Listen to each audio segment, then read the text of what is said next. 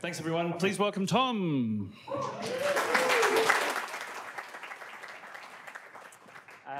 Can everyone hear all right? Yeah? Okay. Right, so I am Tom. So I'm Tom. I lived in Australia till I was 7, and then lived in the UK till about 6 months ago, where I moved back to Melbourne. Not back to Melbourne, but moved to Melbourne. This means I've got a good appreciation of fairy bread, but I still find it weird when my co-workers talk about their thongs. I am dyslexic, which I'll get into, and I'm also a developer for Disco, who you heard from Gamon earlier. Right. So my talk tonight is on dyslexia and development. Development is in programming, not development is in like child development or something like that. It's not that intense. Before I carry on, quick proviso. This is filtered through my own experience and my own kind of flavor of dyslexia. Dyslexia is quite a wide-ranging thing, can affect people in lots of different ways. But I like to think my talk is grounded in good science, so you have that to kind of get you through. And there is at least one outright lie, so don't worry about that. So to carry on, what is dyslexia? So here's probably what I like to think, some common opinions. It means you're dumb. That's fake news.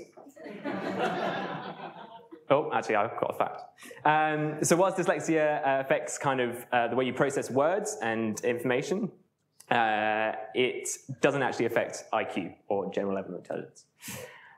You can't read. That's also fake news. Was often characterized by difficulties with reading, which is kind of how it presents itself at quite a young age and how people tend to know it, because they've had classmates with dyslexia and things like that, and people who've kind of struggled reading at a young age. By the time dyslexics reach adulthood, grown up, they tend to have kind of developed coping strategies or kind of learnt ways around it, or had tuition or things like that. So it tends to be not that kind of, you can read. You're just some sort of lazy snowflake generation looking for an excuse. That's fake news. A, because that's just mean, and B, the jury is still slightly out, but it's kind of largely genetic in cause and things like that. So it's like a legit thing. It's not just like a lame excuse. But yeah, dyslexia. So it's characterized by difficulties with words. So I pulled up a definition of Google, as everyone loves to. So a general term for disorders that involves difficulty in learning to read or interpret words, letters, and other symbols, but that do not affect general intelligence. So dyslexia is strictly a problem with words. That's kind of quite the strict definition. However, what you find often with dyslexics is there's a lot of co-occurring issues. So your average dyslexic, or someone with dyslexia, is like a bit of a grab bag of kind of associated issues. So such as attention deficit disorder, so people find it hard to concentrate, executive functioning issues, so things like working memory and like organization, things like that. Slow processing speeds, so just taking longer to process things. Auditory processing issues and visual processing issues, basically just taking like longer to decipher sights and sounds and like pick out the relevant information rather than just being like, whoa, that's stuff. So it's a neurobiological thing. So the brain is literally structured differently in people with dyslexia, and they process information in a different way. So they tend to use their right side of the brain more to process information, which tends to be better at dealing with kind of high-level information, so like more abstract, kind of bigger picture stuff, and less good at kind of the smaller detail stuff. So they tend to be good at kind of getting like the gist of a situation, or spotting relationships between things, or kind of ad hoc problem solving, things like that. Didn't really know where else to put this in my talk, but I thought it was quite an interesting fact. There's quite a strong link between dyslexia and entrepreneurship. So I saw a study, which was like 35% of people they interviewed, entrepreneurs they interviewed had dyslexia. So people like Richard Branson and things like that have had dyslexia, which I thought was quite interesting, but I didn't know where else to put it. Dyslexics are 50% more waterproof. And dyslexia is a hereditary condition. So if your parents have it, it's highly likely you'll have it, and if you have it, it's highly likely your kids will have it. That's what hereditary means. But essentially, in a nutshell, people... So I've just noticed on my clock, I meant to put a timer for 20 minutes. I put it for 20 hours. I was like, how have I done 5 seconds? Classic dyslexics. So anyway, people tend to encounter dyslexia when they're younger and when the difficulties with words 10% themselves the most.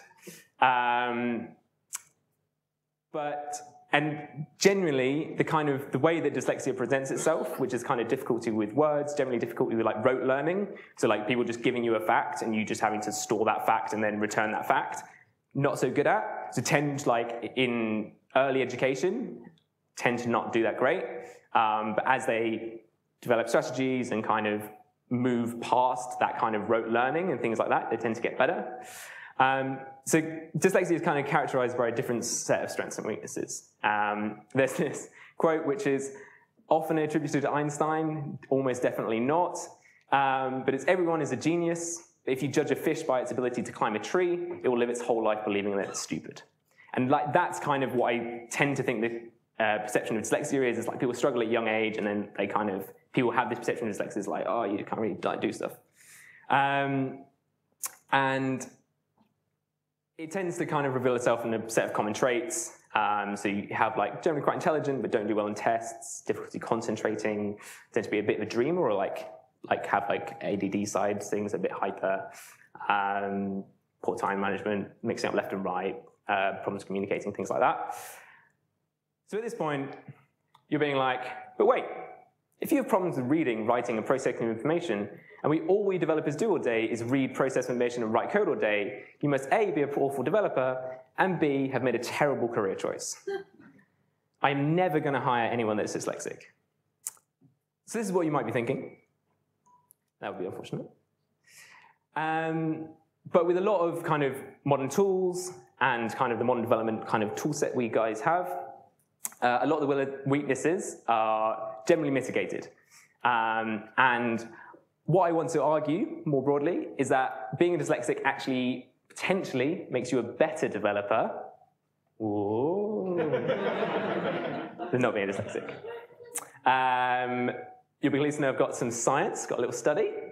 A study from 2004, one of the conclusions of which it appears that programming may be an arena where people with dyslexia can exploit their strengths and circumvent their weaknesses. I'll let you take a photo. Thanks. That's all right. Also, just to cover that last point, that is illegal. You can't discriminate someone based on their dyslexia, just so you know. So what I'm going to go on and talk about is kind of my stack on like how I deal with kind of my dyslexia at work. And then kind of ways that if you work with somebody who's dyslexic or however, how you can support them in some way, and then something else which I can't remember afterwards. Just so you know, so dyslexia with me, the way it presents itself is generally I have more problems with like working memory and stuff like that rather than kind of reading and decoding. So I tend to be, and my girlfriend will attest to this, is that if you tell me 3 things, I'll remember the first thing and then the rest are just gone. Like, no idea.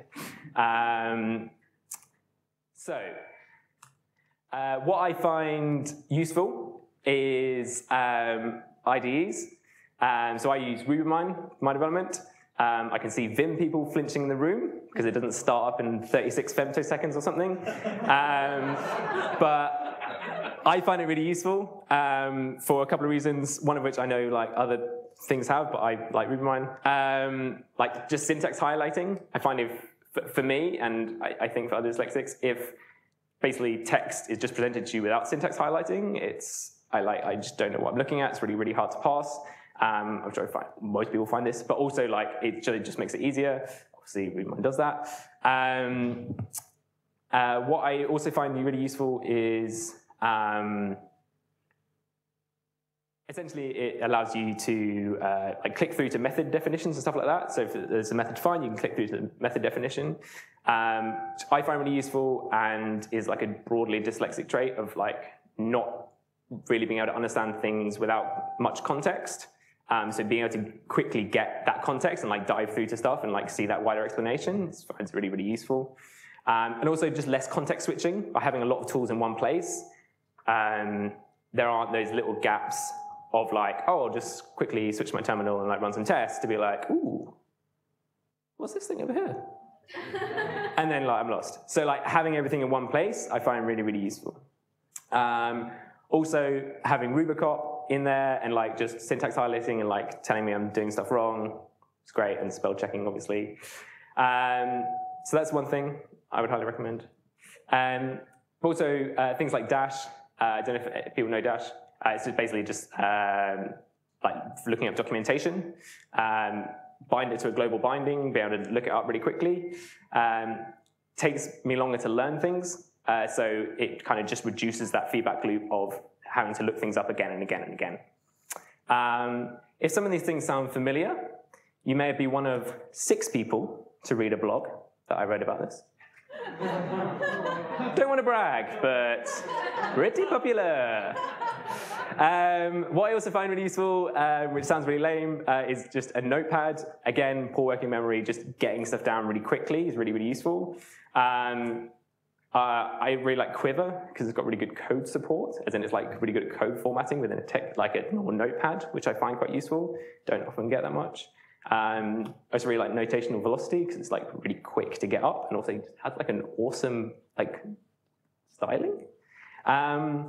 Also, the Spirax 96-page 5mm ruled pocket notepad I find very useful, which I have a lot of, and I have about like 6 on the go, and they're all just like strewn around the place. Having that and the Parker Jotter, really great. Fun fact, the pen that they have in GoldenEye, which is also a grenade. Don't worry about it. Also just kind of a to-do list, that seems basic, but Apple reminders and Task Warrior, which is like a command line to-do list. But also the Spirax 96-page 5mm ruled pocket notepad comes up again. So these are basically just ways of kind of like circumventing the kind of poor working memory stuff and kind of outsourcing a lot of that stuff to other things. And just kind of allowing me to kind of get on with other things. Another interesting one, which is often interesting with dyslexics, is they have what's known as extended hearing. So it's like basically sensitivity to noise. So you can get quite easily distracted by sounds going on in the background and things like that. I don't know how many people work in startups or like other offices and stuff like that. It can be quite noisy, especially if you work in shared working spaces. Or you have like some office stereo playing 1980s new wave Euro thrash punk, and it can be slightly distracting. So I find genuinely one of the best things I've ever bought myself ever is noise cancelling headphones, and just like playing like white noise. Unbelievable. So that's kind of like how I deal with it. And it also gets coupled with what I'm calling my support stack. But if you work alongside kind of people with dyslexia, or you manage them, or whatever, I just wanted to kind of raise some stuff around essentially kind of not how to be useful, because that sounds really lame, but as in like things that are appreciated. Time and patience. It generally takes dyslexics longer just to get stuff. As in, you'll probably have to explain it again, and again, and again, and again. We'll get there. But this is basically coupled with nothing can be more useful than really good project management. Again, poor working memory, verbal briefing, help. If you give me the list of 3 things, like I said before, I'll remember the first, I won't remember the rest. So things like written documentation for tasks or things like that, otherwise I will keep on asking because I have forgotten immediately, unless I have my Spirax 96-page 5mm ruled notepad. But things like written documentation to refer back to and things like that, to help go back to and understand and refer. But also tied into another side of dyslexia, which isn't kind of that discussed, but the kind of more emotional side, that dyslexics generally suffer more from like low self-esteem and things like anxiety and depression and things like that. Often from like just feeling shit at a young age, being like, I don't understand anything, this is rubbish, and that kind of carrying on. Also other things. But also what's often characterized by dyslexics is just getting overwhelmed quite easily.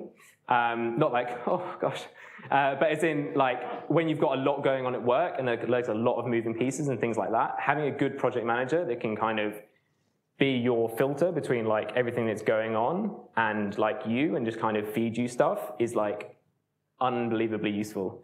And just kind of being able to like filter out clients and like things like that. So what do you get for your investment? I like it.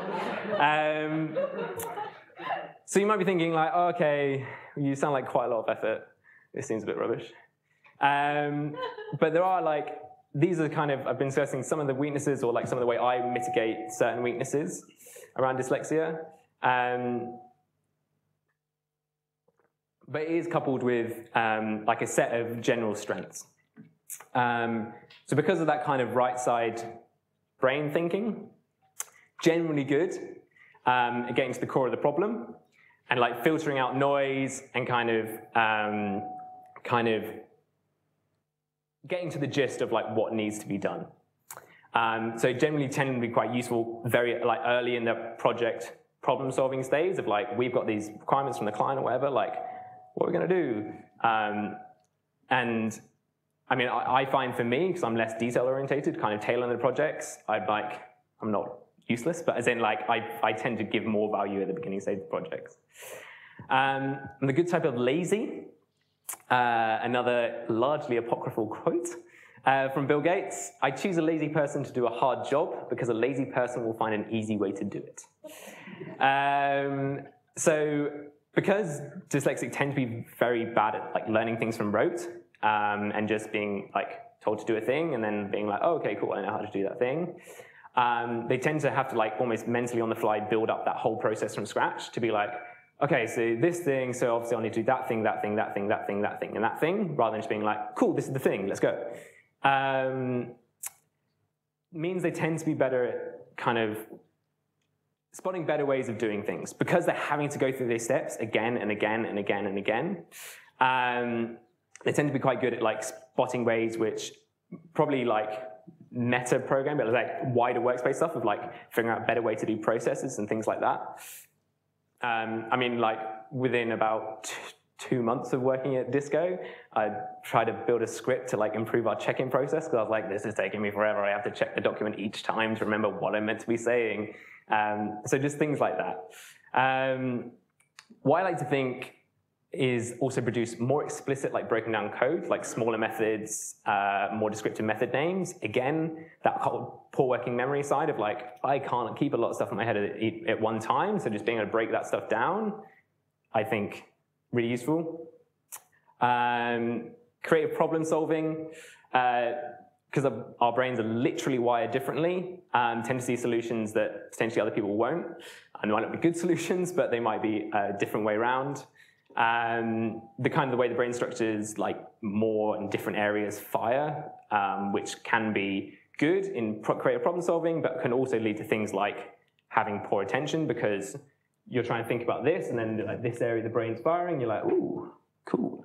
And also generally quite good at like visualizing overarching problems and like dealing with those kind of bigger level stuff. So why do you care? Well, dyslexia affects 3 to 7% of the population. So there's probably a few people in this room with dyslexia. I know there's at least one. And they tend to be drawn to things like the arts, but also things like computing and engineering and things like that. So it's likely that either now or at some point in your career, you're going to be working alongside someone with dyslexia. And I like to think the more you understand around it, and the more you can kind of get a picture of like their strengths and weaknesses and things like that, you can basically better utilize their strengths and kind of mitigate some of their weaknesses for the betterment of the company, society. So that's essentially kind of why I wanted to do this talk and why I'm here tonight is that I don't want anyone to hear that's like they're working with someone who's dyslexic, or like seeing, I don't know why someone might put it on a CV, but like talk about dyslexia and you go, nah, don't really want that. But to actually see it as like, oh, brilliant, these guys are going to be really good in this and this way, as long as I can give them the right support. So what's the takeaway? So whilst for a long time, I did think that Sandy Metz invented Ruby, the takeaway is, having dyslexia shouldn't hold anyone back from a career in programming. And a lot of like the low-level stuff, which tends to be associated with dyslexia, is largely mitigated by a lot of the development tools you have these days. And if you're not using like a text editor with like spell check and like being able to run basic things like that, then I don't know what you're doing. You're just causing yourself pain. But essentially, it's kind of be patient, work with us, and you'll kind of get the best of what we can offer. If you're interested, I read this book recently, it's very good, Dyslexic Advantage. And that's basically it.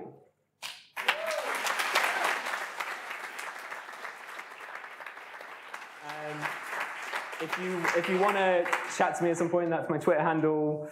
I just want to, on most social media, that's my handle. And if there's like enough dyslexics, maybe we could form a support group or something, that'd be funky. Maybe we'll have our own meetup. Anyway. Questions? It actually is really hitting home for me because I'm like, I didn't know I'm dyslexic, but maybe I am, because literally all of those things I tick the box. And I feel like the dumbest kid at school in my team. Okay, so... It's so weird. Like... So maybe I should see someone. Maybe genuinely, like, I would look into it. And everyone's like, you're great with the big picture.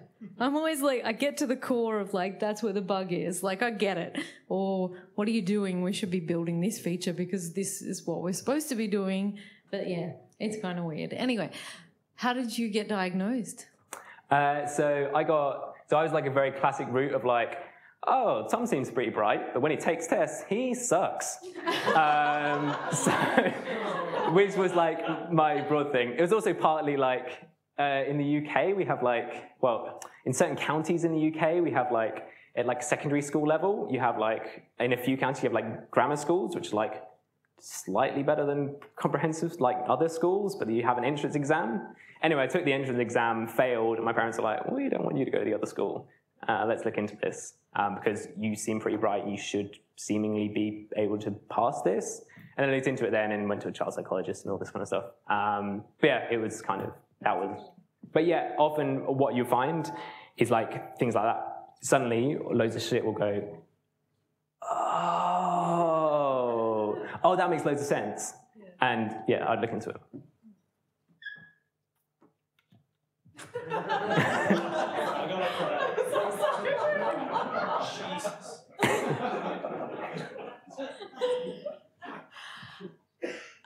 Hi, thank you for that. I'm dyslexic and a developer, and just when I saw the title of this talk, I was like, this is going to be great. And yeah, I use like a lot of similar kind of tooling and stuff. So yeah, thanks very much. I was curious, you talked about kind of hiring and, you know, sort of actively, you know, not people discriminating against people with dyslexia. And obviously you're doing the talk, so you're comfortable being reasonably public about it. Do you disclose it in job interviews, or have you in the past? I never have it. I don't think I ever have it at interview level. Like if they asked me, I wouldn't like hide it. I think, so doing the research for this talk, I was going on it's not Stack Overflow, it's whatever Stack Overflow is for like workplace and stuff. But a lot of people were like, should you disclose the interview and things like that? It's one of those things where it's like, I should imagine there's probably more people out there who go, dyslexia, that sounds too hard. Then people go, oh, dyslexia, oh, cool. They'll have like some interesting like take on the situation. So I've never personally disclosed it, but like I'm sure it's like, it wasn't very long into my job till I spoke to Gamon and be like, just so you know, I am dyslexic. So like when you verbally brief me, I have no idea what's going on. and things like that. But I'm just so unsure as whether you should. But I don't know if anyone is hiring. I don't know how. You probably don't want to say how you'd react. Yeah, obviously. But does that answer the question? Sorry. Yeah. Right. Cool. Thanks. I'm curious about, I don't know, maybe trying to create more cultures where people are more comfortable being, not just in job interviews, but just in general, be open about things like this. And I guess I wonder if, just sort of people in our industry where you have, a reasonable amount of power as a job seeker, if you're a mid to senior level Rubyist, you're maybe more in a position to be able to be that person who is kind of a bit more open about it. Yeah, I mean, I guess part of it is like, it's like the classic thing of like, if you told someone they didn't hire you, is that the sort of person you'd want to be working for? Yeah. It's like that kind of like quite cutthroat kind of against you test, but it's a question. Cool, thank you. I had one other thing. I'm wondering if we can like have a chat about like, I know I'm sitting next to Mel through this, but if there are people in the audience who have had that same experience of feeling like this represents them, and maybe we could post a link or something into the meetup page for a little bit more reading, or an organisation that they can contact. Yeah, no, genuinely, like, I mean, I'm happy to pass stuff off to Ruby Milne if they want to post on their behalf. But if you want to get in contact, I am more than happy to like set up, like, we'll go for beers or something and talk about like, oh, I really suck at this thing. Oh, so do I. Like, great, and that kind of vibe. But yeah, just tweet me or come find me or whatever.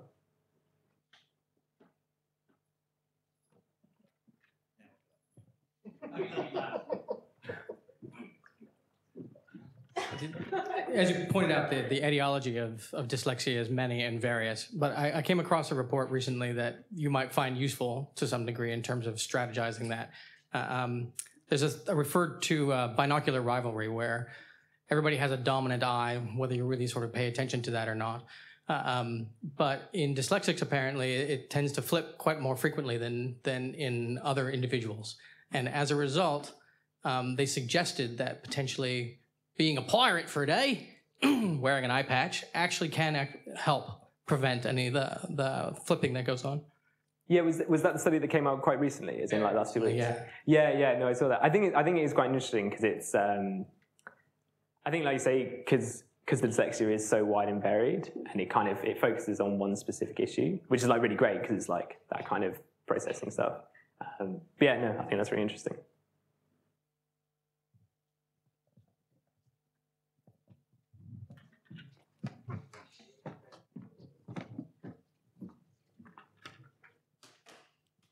Hey, how are you? Here's my stupid question.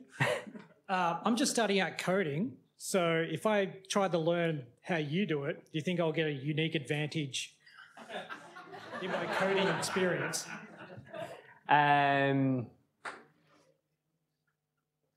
Maybe. Well, I don't know. I think potentially for someone who could kind of pass this stuff a bit better, if you actually did it the way I do it, you'd be like, whoa, this is slow. But I genuinely think like Dash is one of the most useful things I've ever like implemented in my development stuff. Just be able to like be like, oh, what is that array method? Without having to like end up on like the internet somewhere. You can just be like, array, bang, there's the method. I find really, really useful. But I'm going to go with a solid maybe.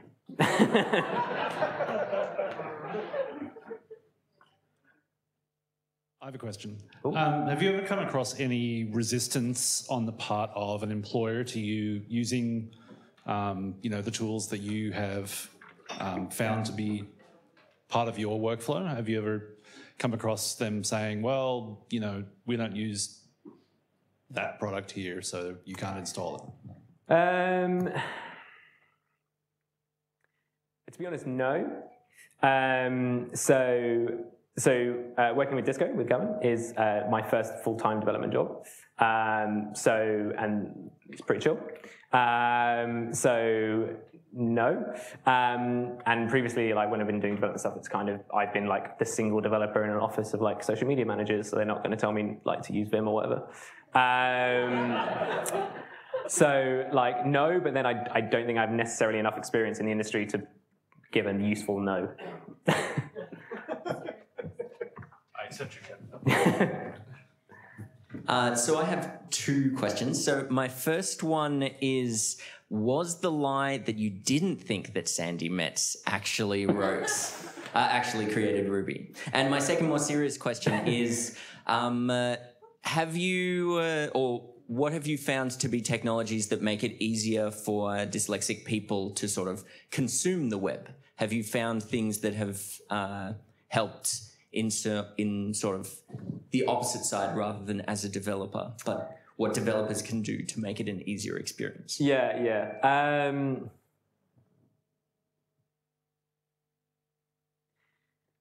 I mean, to be honest, for me personally, not really. The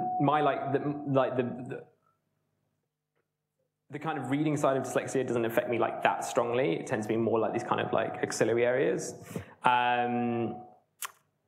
So I recently came across quite an interesting project, which is it's a font called Open Dyslexic, which apparently people know. Which I was actually going to do my talk in, but then I thought like, actually it's a bit hard to read at a distance. Which basically is like a font specialized to try and counteract some of the kind of letter swapping and stuff that dyslexics often face. So often when dyslexics read, they like their eye like jumps around quite a lot. So like you'll like end up letter swapping or like missing whole paragraphs and things like that. So that's quite interesting, and I think potentially just in terms of passing information might help. In terms of anything specifically I've implemented, I don't think so. Other than, again, I would like, this seems dumb, but I'd maybe refer to Dash, because like in terms of like helping, rather than having to like deal with a lot of text, it's like passing straight into like the thing that you need. Yeah, I also just like search, like control F-ing on a page and just like jumping around, like rather than having to deal with a lot of text at once. But yeah, I think that's all I've got to say. Do you want to take the mic? Ad blockers, for one. Just like reducing the noise of a website. But also that font that you referenced has a monospace version. Oh, so does you it? can, you can use it in a bunch of other things. And I think there's also Chrome add-ons that will just turn everything into that font on the web. So That would be actually, just as a point of interest, do you use the font?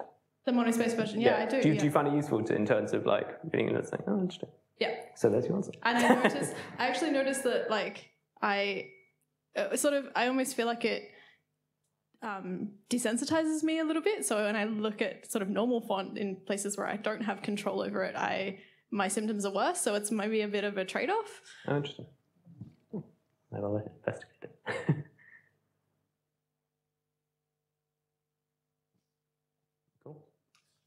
Round of applause for Tom, please.